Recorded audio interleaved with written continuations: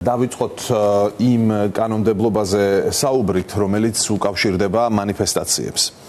ძალიან სწრაფად დამტკიცდა ეს კანონი და ახლა უკვე პირდაპირ როგორც ბერკეტს პირდაპირ ეუბნებიან მოქალაქეებს, რომ გამოიყენებენ პატიმრობას იმისთვის, რომ ეს აქციები შეწყდეს. და საერთოდ ზოგადადაც არ არის მხოლოდ ამასთან დაკავშირებული, შეგვიძლია პერსპექტივაშიც წარმოვიდგინოთ, თუ კი ქართული ოცნება დარჩა, როგორ გამოიყენებს შემდეგაც ამ კანონმდებლობას.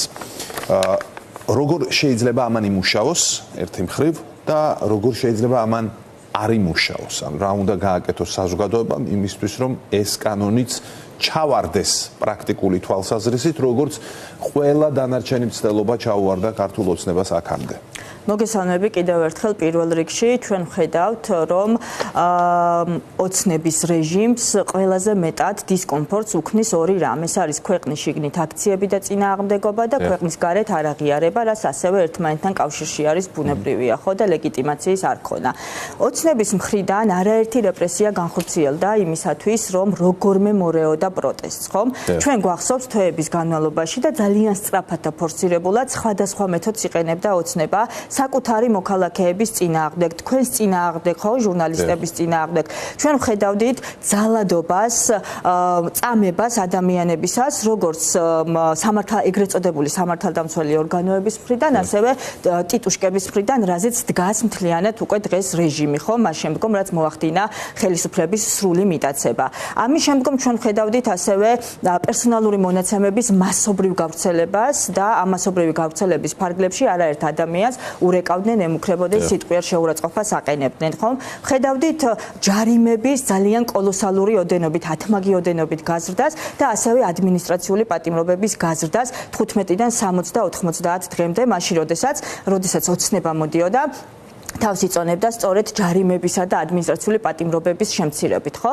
მაგრამ ამ ყველაფერმა არ იმუშავა. ამის შემდგომ ნახეთ, რომ გადატვირთული სასამართლოს განტვირთვა სცადეს და შინაგან საქმეთა სამინისტროს მისცეს პირდაპირ ბერკეტი იმისათვის, რომ მოეხდინა პირდაპირ შინაგან საქმეთა სამინისტრო და გასაჩივრების პირველი ეტაპი ხდებოდა სწორედ შინაგან საქმეთა სამინისტროში და სხვათა შორის, მათ შორის ჩემი კამპანია იყო, რომელიც დავიწყე, გაჭედე რეჟიმი, მე ვამზადებდი, სხვადასხვა ჯგუფებიც ამზადებდნენ, მაგრამ მათ შორის მეც ვიყავი საჩივრების ფორმებს, რომ ყველა ასეთი დოკუმენტი, ყველა ასეთი ეგრეთ წოდებული ჯარიმა ყოფილიყო გასაჩივრებული და მათ ის ასევე ფორსირებულად მოუწიათ ცვლილებები შეტანა, იმიტომ რომ კვლავ გაიჭედა, თვითონვე გაიჭედა შინაგან საქმეთა სამინისტრო, გადაიტვირთა და ეს ასე ვთქვათ, ფუნქცია ისევ დაუბრუნეს გასაჩივრებების, ისევ დაუბრუნეს სასამართლოს. მაგრამ გუშინ ჩვენ ნახეთ, მათ შორის გუშინ ნახეთ ქართული ოცნების პრემიერის განცხადებად, რომ თითქოს და პროტესტი არ არსებობს, მაგრამ მთელი 1 საათი ამ პროტესტზე საუბრობდა.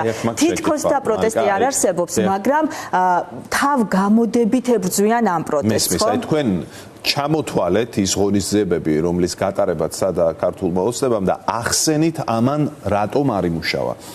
აი ახლა მოდი შევეხოთ აი ამ გამკაცრებულ ნორმებს და მითხარით თუ შეიძლება რატომ ვერ იმუშავებს. ყველაფერი დანარჩენი რაც თქვით აბსოლუტურად გასაგები იყო. ახლა ეს ზომები რატომ არ იმუშავებს შეგიძლიათ გითხრათ? კი ბატონო, სწორედ აქ მივდიოდი, უბრალოდ ეს წინაპირობებიც მინდოდა რომ მეთქვა, ხო? იმიტომ რომ ჩვენ უნდა ამოვიდეთ მიზნიდან, ხო? რა მიზანს ატარებს პროტესტი? ქართველი ხალხის პროტესტი, ხო? ატარებს რამდენიმე მიზანს. ეს არის წნეხი, რომ მიტაცებული ხელისუფლება გამოსტაცოს რეჟიმს და დაუბრუნოს ქვეყანა დემოკრატიას, ეს არის წინააღმდეგობა და ეს არის საერთაშორისო საზოგადოებისათვის იმის დანახვება, რომ ქართული საზოგადოება არ მომკვდარა და ქართული საზოგადოება იბრძვის მისი, ასე ვთქვათ, ისტორიული არჩევანისათვის, რასაც ქვია ევროკავშირის ოჯახის წევრად გახდომა, ხო? ამ მიზნებიდან უნდა ამოვიდეთ და ჩვენ ისე უნდა ვიმოქმედოთ, საზოგადოებამ ისე უნდა იმოქმედოს, რომ ეს კანონი, ეგრეთ წოდებული კანონი, რომელიც დღეს დაამტკიცა არალეგიტიმურმა პარლამენტმა და რომელსაც არალეგიტიმური პრეზიდენტი ძალიან სწრაფადვე ალბათ მოაწერს ხელს, არ უნდა იმუშაოს. როგორ შეიძლება რომ არ იმუშაოს ამან, ხომ? მაგალითად პროტესტის ფორმირებით, ტრანსფორმირებით, პროტესტის სხვადასხვა ფორმის მოფიქრებით, რომ ეს ადმინისტრაციული დაკავებები, რომელიც უალტერნატივო გახდა, აღარ იყოს შესაძლებელი, ანუ არ მიეცეს შესაძლებლობა ოცნების რეჟიმს და ოცნების სასამართლოს, იმიტომ რომ სასამართლო მათ შორის არის მთავარი კომპონენტი, რას გულისხმობთ პროტესტის ახალი ფორმებისა და ტრანსფორმაციის წინადადებაში? რადგან ქართული ოცნება ბუნებრივია ახლა ცდილობს რომ თქვას, აი თუ ამ კანონმა რაღაც დონეზე იმუშავა, რომ აი მე ვქვი რომ არ გადაგაკეტინებ რუსთაველს და არ გადაგაკეტინე რუსთაველი. საზოგადოების პასუხი შესაბამისად ამაზე უნდა იყოს იმგვარი, რომ ან მაინც მომავალშიც გადაკეტავს და უფრო მეტი მობილიზაცია მოხდება, ან მოიფიქრებს ისეთ ფორმას, რაც ქართულ ოცნებაზე წნეხს არ მოხსნის. აი, რას გულისხმობთ, რა შინაარსდებთ იმაში, რაც ახლა თქვი? მაგალითად შეიძლება ისევ მარშების ფორმატის დაბრუნება, სხვადასხვა პროფესიების და სხვადასხვა ჯგუფების გაერთიანება, რომლებიც მორიგეობებით აიღებს ყოველ დღეს, ყოველ კონკრეტულ დღეს, ანუ კვირაში 7 დღეა, ხო, და სულ 7 დღე იქნება გადასანაწილებელი, როდესაც იქ იმდენი რაოდენობის ადამიანი იქნება, დაახლოებით 3000 ადამიანი, მათ შორის საკმარისია, იმისათვის, რომ რუსთაველი ბუნებრივად გადაიკეტოს. ასევე პროტესტის ფორმა მარტო რუსთაველის გადაკეტვა ხომ არ არის. არსებობს პროტესტის სხვადასხვა ფორმები, სხვადასხვა შინაარსის, მათ შორის რუსთაველზე დგომა, მათ შორის სხვადასხვა უწყებებთან გარკვეული, ასე ვთქვათ, საპროტესტო მოქმედებების განხორციელება, მარშები, რომელიც იყო დაგეგმილი. ანუ მთავარი მიზანი უნდა იყოს, რომ ეს კანონები ეს კრიმინალიზებული გახადა აზრის გამოხატვის თავისუფლება. კრიმინალიზებული გახადათ აი ამ რაღაცა ბოლო ცვლილებებით ის, რომ ადამიანმა გამოიყენოს საპროტესტო უფლება, პროტესტის გამოხატვის უფლება, რაც რა თქმა უნდა ცალსახად წარმოუდგენელი აბსურდია დემოკრატიულ სახელმწიფოებში და ქვეყნებში ეს წარმოუდგენელი ამბავია. და რაც დრო დაგვრჩა, მინდა შევეხოთ კიდევ ერთ მნიშვნელოვან საკითხს, ეს არის პარტიებისთვის და პირებისთვის, კონკრეტულ ფიზიკური პირებისთვის პარტიული საქმიანობის, ზოგადად პოლიტიკური საქმიანობის აკრძალვაზე გადაწყვეტილებას, რაც ასევე დღეს ძალიან სწრაფად დაამტკიცეს 2 დღეში 3 მოსვლით. წარმოვიდგინოთ ასეთი სურათი, რომ საკონსტიტუციო სასამართლო რაც რთული წარმოსადგენი არ არის და აკმაყოფილებს ყველაფერს, იმიტომ რომ კონტროლი მასზე აქვს ივანიშვილს. აი რა ხდება მეორე დღიდან პარტიულ ცხოვრებაში, შეგიძლიათ მითხრათ, აი გამოგაცხადეს აკრძალულად არჩევნები, ასე შემდეგ, აი ყველაფერი, რასაც გულისხმობს ეს კანონი და პოლიტიკურ საქმიანობას კანონის მიხედვით ჩამოგაცილეს. ფაქტობრივად რა ხდება პარტიების შემთხვევაში აი ეს მაგალითად. მოდი დავიწყოთ იმით, რომ ფაქტობრივად პოლიტიკური პარტიები და განსაკუთრებით ჩვენ პარტია ახალი და კოალიცია ცვლილებისთვის ვართ ისედაც ძალიან რთულ ვითარებაში, ხო? რთულ ვითარებაში, რადგან ჩვენი 4-ვე ლიდერი, ნიკა გვარამია, ნიკა მელია, ზურა გირჩი-ჯაფარიძე, უკვე ელენე ხოშტარიაც არიან დაკავებულები, დატყვევებულები, ხომ?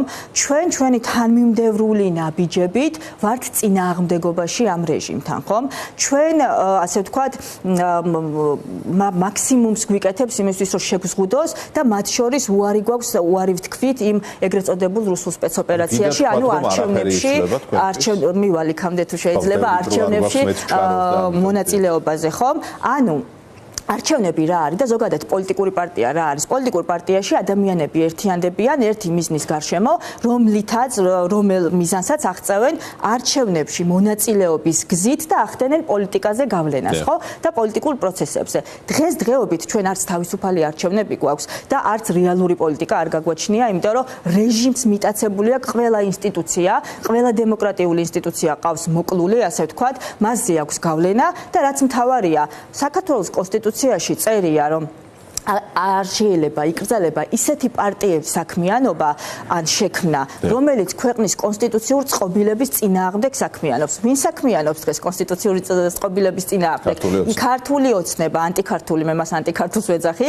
რატომ? იმიტომ რომ სწორედ მან მოსპო დემოკრატიული ინსტიტუციები ამთავრებს ქვეყანაში დემოკრატიას და ერთადერთი ამ დემოკრატიის გადარჩენის გზა არის შიდაწნეხი აქციები, ჩვენი პოლიტიკური აქტურების მიმდევრული მოქმედება, რასაც ჩვენ კოალიცია ცვლილებისთვის ამას ვაკეთებ და სწორედ ამიტომ ვართ მისთვის საშიში და არასასურველი ძალა, რა მოხდება შემდგომ? გავაგრძელებთ ჩვეულებრივ საქმიანობას. შემოწირულობასაც ეხება ეს. კი ბატონო, დღესაც არა გვაქვს ფინანსები. გავაგრძელებთ პოლიტიკურ საქმიანობას, გავაგრძელებთ ზოგადად საქმიანობას, სხვა სტატუსით ან იგივე სტატუსით. რა მნიშვნელობა აქვს? მთავარია რომ მოქმედებები არ გაჩერდება. დიდი მადლობა გადაცემაში მონაწილეობისთვის.